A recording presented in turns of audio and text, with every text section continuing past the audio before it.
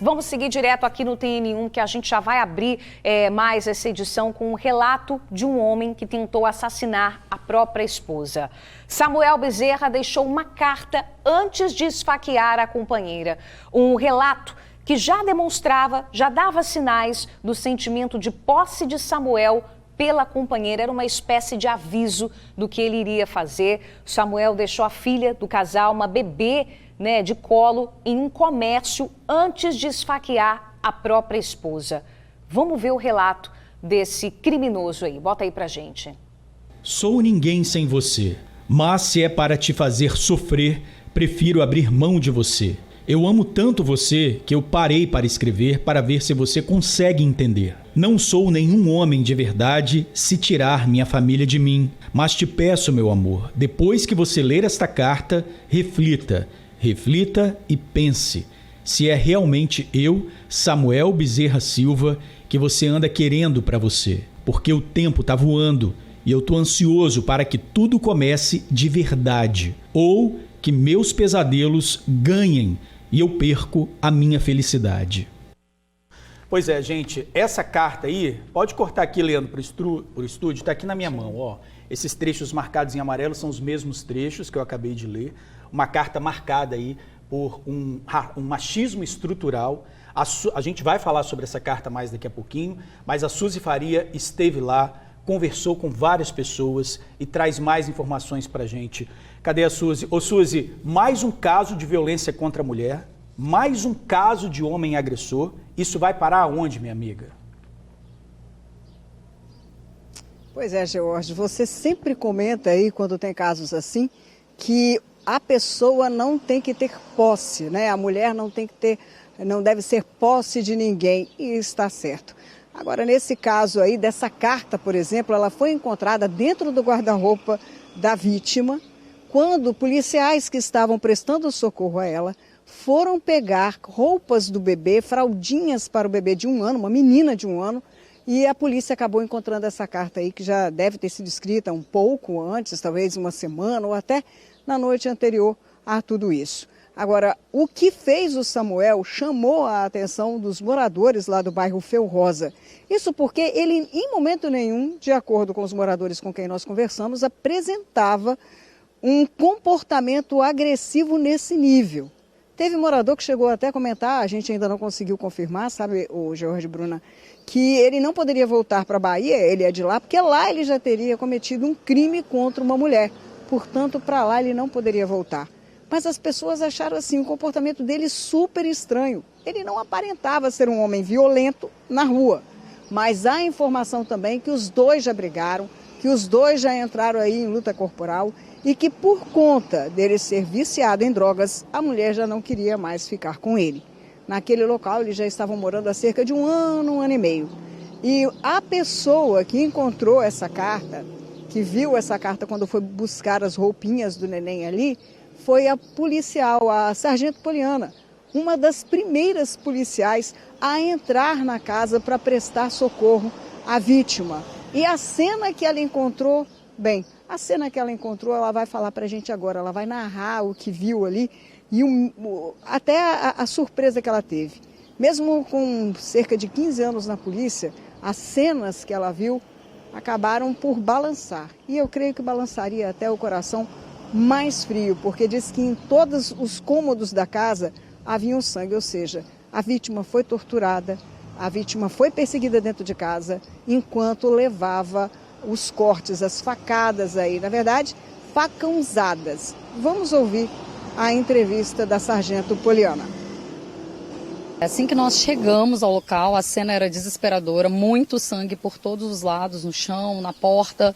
Ela estava ainda consciente, porém sem forças para falar praticamente. E o agressor não estava na residência no momento. Até então, nós não sabíamos que ele não estava. Foram feitas as diligências dentro da residência e só posteriormente fomos saber que ele havia se evadido pelo quintal dos fundos. A cena foi lastimável, muito impactante até para nós que atuamos na área da segurança pública e já estamos assim acostumados a gerir as emoções, a lidar com cenas parecidas, mas a situação era muito complexa e a nossa prioridade foi prestar o socorro, porque o fator decisivo dessa ocorrência, e graças a Deus, né, do sucesso de levá-la com vida ao hospital, foi essa resposta rápida.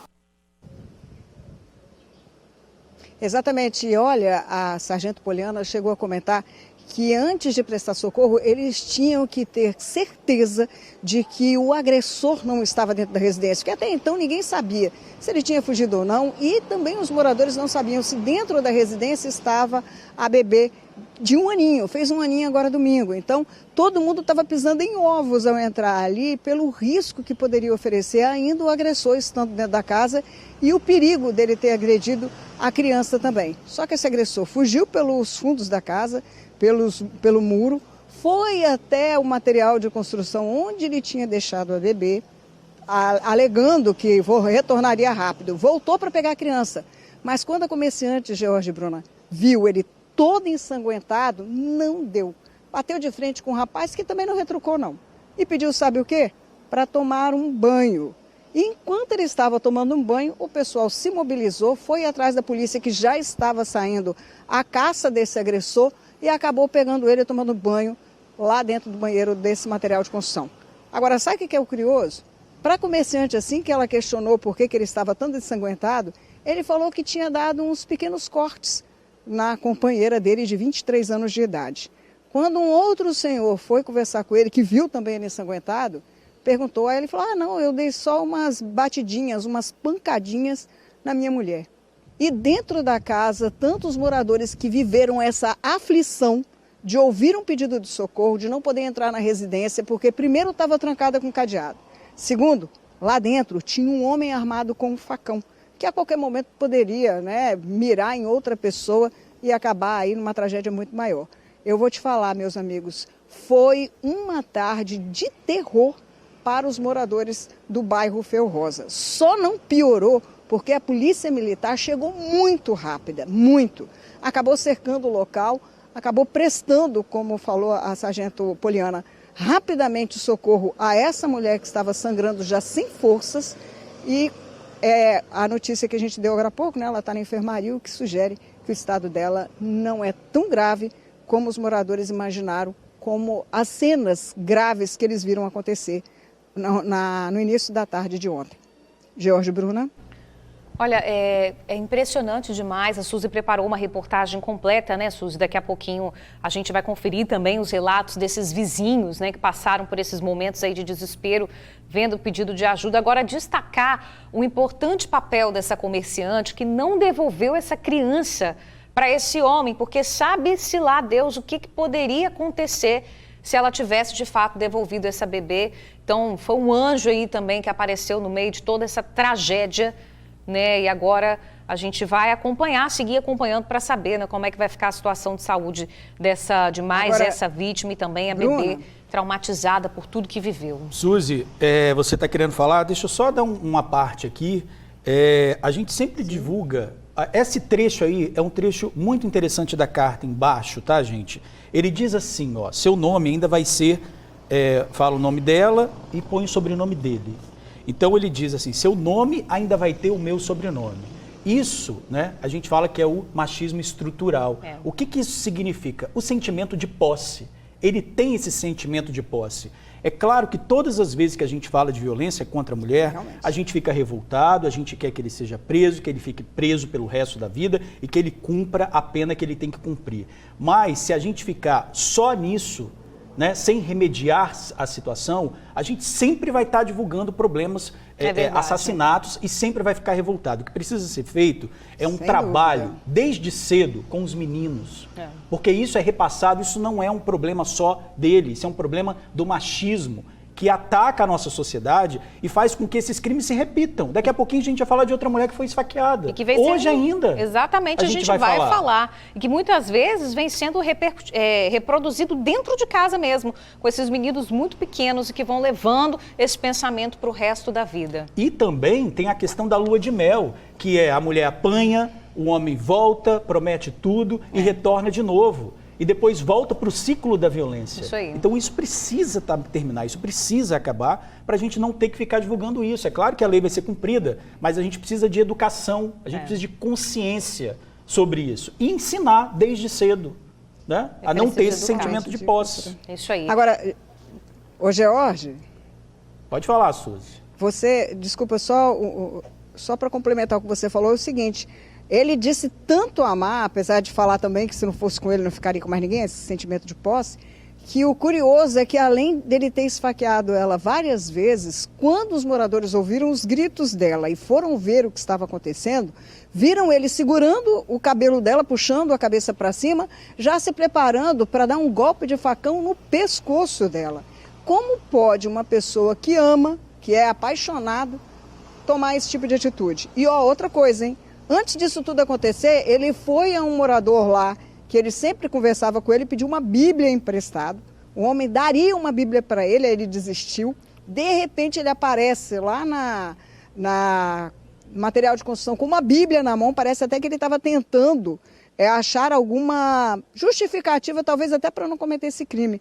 Mas já era algo pensado, já era algo que tinha sido premeditado, porque os moradores disseram que o facão que ele tinha usado nesse crime era novo, parece que ele só comprou para isso. E tinha saído de casa dizendo para os moradores que a mulher estava cobrando muita coisa dele. Estava desempregado, usuário de drogas. Você imagina uma mulher tendo que sustentar um filho, uma filha e também o marido. Agora, nada, como você falou, nada justifica.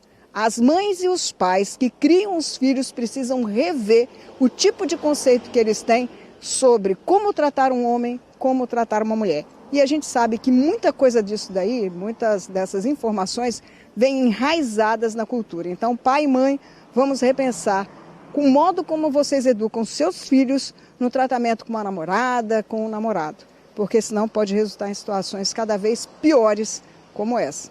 George, Bruna. Isso, né, Suzy? Por amar e ser ensinado dessa forma. E o trecho da carta dele diz assim, ó: não sou nenhum homem de verdade se não tiver a minha família, ou se não tirar a minha família de mim. Então é isso que tem que ser mudado. É isso aí. A escolha não é dele. A escolha não é dele. E a gente só relembra aqui, né, Suzy, que ele deixou essa criança num comércio, num material de construção, tem a imagem de vídeo monitoramento, ele vai lá com tranquilidade, com a nenenzinha no colo, deixa ali com os comerciantes, antes dele cometer esse crime. E depois volta com a blusa toda ensanguentada, querendo buscar a neném, mas a comerciante não deu, não, atitude aí que pode ter até salvado a vida dessa criança. Suzy, daqui a pouquinho a gente continua essa conversa, a gente confere a sua reportagem completa, minha amiga. Valeu, até mais.